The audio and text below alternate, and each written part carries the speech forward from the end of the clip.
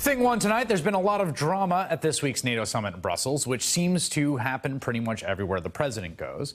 You may have seen this moment, for instance, from the very first meeting over breakfast.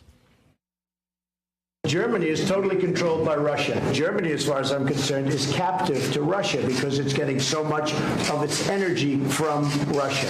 So we're supposed to protect Germany, but they're getting their energy from Russia. Explain that. And it can't be explained. You know that.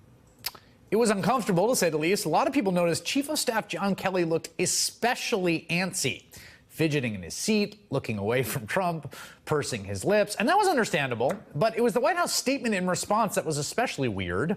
They could have just said, don't be silly, none of that had anything to do with what Trump was saying at the time. But what they did say was, quote, Kelly was displeased because he was expecting a full breakfast and there were only pastries and cheese.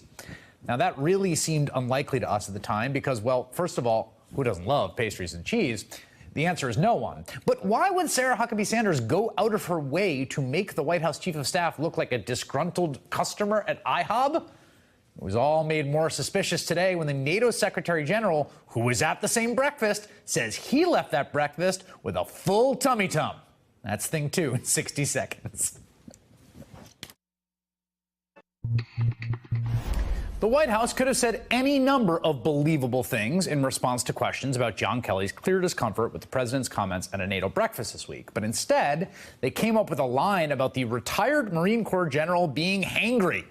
Sarah Huckabee Sanders saying, quote, Kelly was displeased because he was expecting a full breakfast and there were only pastries and cheese, which is just a really strange thing to say and seems like maybe even a deliberate effort to troll the chief of staff, who, according to multiple reports, may already be on his way out. Now, we got some more inside information from the NATO Secretary General, Jens Stoltenberg, who, when asked later about how the breakfast went, said that he had, quote, eggs and toast and orange juice and some good fruit salad. And it was paid for by the United States. Now, that is a grand slam NATO breakfast. But it leaves us now with even more questions, like who is withholding delicious eggs from John Kelly? Is Sarah Huckabee Sanders trying to red hen the chief of staff? And when will these other nations start paying for their fair share for breakfast? We're going to stay on this very important story. Hey there, I'm Chris Hayes from MSNBC. Thanks for watching MSNBC on YouTube. If you want to keep up to date with the videos we're putting out, you can click subscribe just below me or click over on this list to see lots of other great videos.